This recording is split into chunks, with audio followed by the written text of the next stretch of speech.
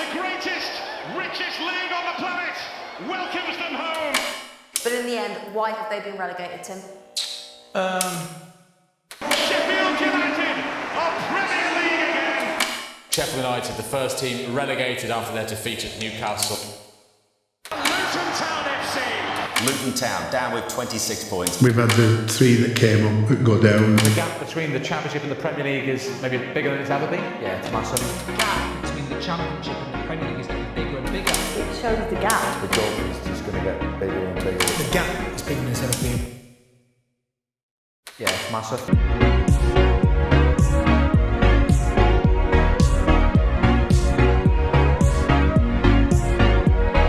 So what about that gap between the Premier League and the...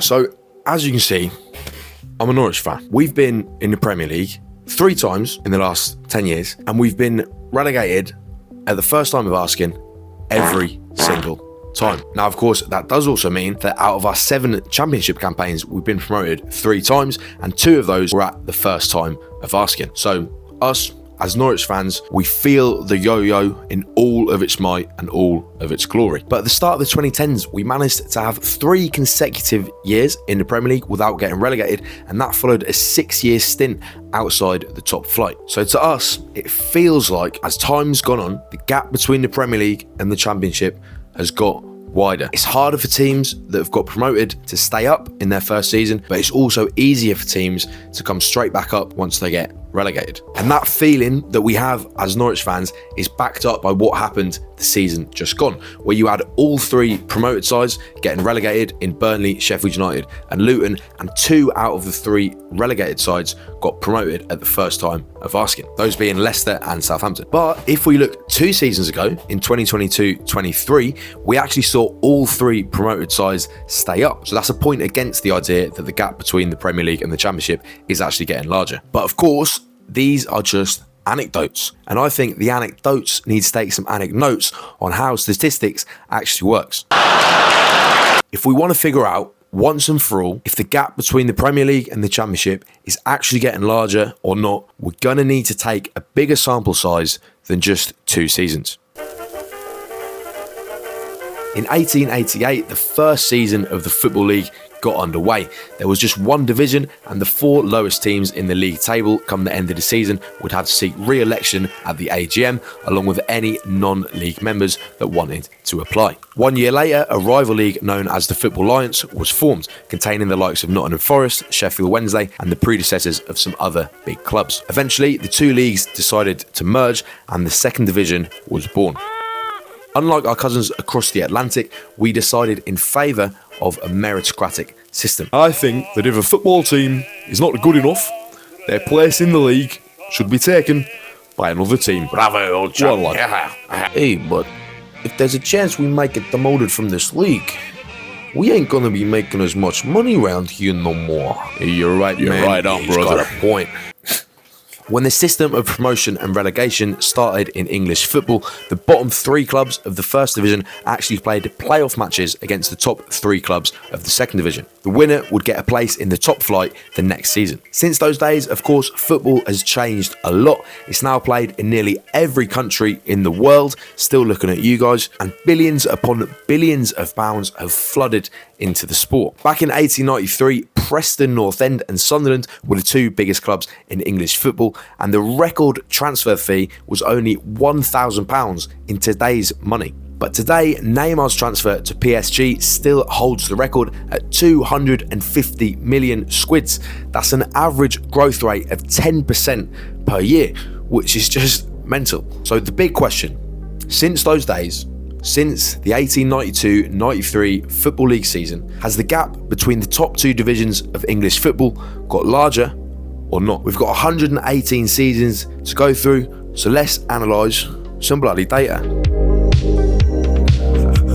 So how exactly do we answer this question? What metric can we actually use? Perhaps the most obvious one is, how often do promoted clubs from the second division to the first division survive? What is their survival rate? So if 3 clubs get promoted and only one of them survives, 2 of them get relegated, that means the survival rate is 33.33333%, 1 in 3. If all 3 teams were to get relegated, then you'd have a survival rate of 0%. There have been many seasons over the years where all of the promoted teams managed to stay up, but there's only been 2 in all of English football in history where they all got relegated. One of them, of course, was this year. The other was in the 97-98 season, where Crystal Palace, Barnsley and Bolton all faced the drop. So given that the worst 2 seasons in terms of the success rate of promoted clubs came in the last couple decades, that suggests that the gap between the Premier League and the Championship is actually getting wider. Now, as we're going back to football seasons that were played while Hitler was still wet in the bed, there are a few interesting names and extinct clubs that come up. One of those is Middlesbrough Ionopolis, which is just the best bloody name for a football club I've ever heard. What a shame they're no longer around. But you've also got Newton Heath, Ardwick and Smallheath, who are still around today, just with different names. But anyway, this is what it looks like if we plot the survival rates of all 118 seasons on a graph. Just as a quick note, even though of course there was no football league during the World Wars, I've just done it as a continuous line graph just because it looks a bit nicer. Now, this obviously looks a little bit chaotic, but you can see the 100% survival rates at the very top and the 0% survival rates, you guessed it, at the very bottom. It sort of looks like the survival rate has dropped over the years, maybe a bit difficult to tell, but if you add a 10-year rolling average to the graph, you can see fairly definitively that the survival rate has decreased over the years. That 10-year rolling average was around about 90% for the first half of English football in history, but it started to drop a bit down to 80% in the 60s. 2000 saw it drop to its lowest ever percentage of 50, and after a slight resurgence, it's now back down to that record low after the season just gone. Now, of course, you may say, oh, but that's just because back in the day, there was only 2 teams that got relegated, so of course it was easier for them to stay up. And that is true to an extent. In 1973-74, 3 teams began to be relegated, but of course there was 22 teams in the league that season, so it was still a smaller percentage of teams that got relegated back then as there are now, meaning just on a numbers basis, it was a little bit easier for them back then. But what if we take the average position of every single season and normalise it to a 20-team season?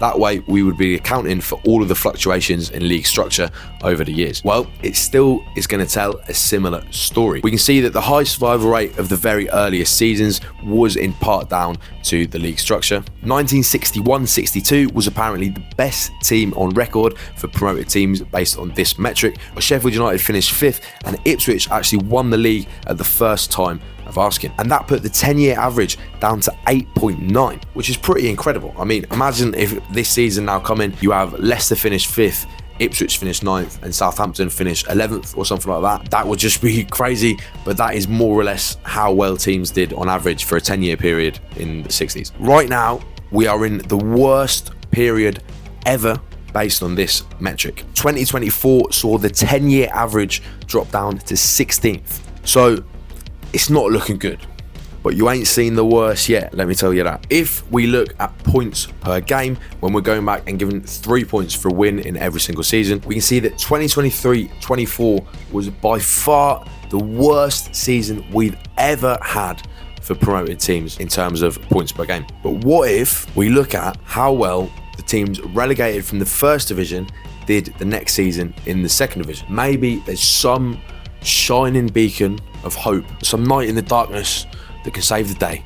Let's have a look. So with the success rate, this is the percentage of teams that got relegated that managed to get promoted at the first time of asking. The only 4 times that all relegated clubs managed to go straight back up all happened before 1903. The rolling average has never returned to its peak of 55% in 1907. And there was actually a 10-year period from 1964 to 74 where not a single team that dropped down from the first division managed to get promoted, at least at the first time of asking. Since then, we have seen a steady increase again, but it's far less pronounced than the change in survival rate of promoted sides in the Premier League. And if we look at average position, normalised for a 20-team season, and average points per game, when we're going back and adding 3 points per game for every single season, it's more or less the same story. So the gap between the first division and the second division of English football has fairly definitively got bigger over the years. That gap is more pronounced when we're looking at how well teams promoted from the second division going into the first division get on than it is the other way around. But when you look at both metrics, the gap is getting bigger and bigger and bigger. I don't have a solution. I don't know how we can solve that or if we want to solve that. But for me, as a Norwich fan, I just bloody hope that the next time we're in the Premier League, we have something to cheer about and we don't just die with a whimper. Just give us just one little moment. That's all I'm asking for. Just one little goal, one little Johnny Rowe goal, Man City away, something like that. One little 1-1 at Liverpool. That's all I'm asking for. But most likely, if Norwich manage to get promoted this season, we're going to get relegated again. That is the most likely outcome. It's not definite. There are things we can do to prevent it. We can invest well. We can get a good manager in, etc., etc., as can all promoted clubs. But maybe it's the case that if we want to return to a football league in which there is true mobility between the two top divisions, we're going to need some kind of systemic change, some kind of increased payment from the biggest clubs to the smallest. I don't know. I'm not here to name a solution, but you can pretty clearly see that the diagnosis is not good. I'll see you later.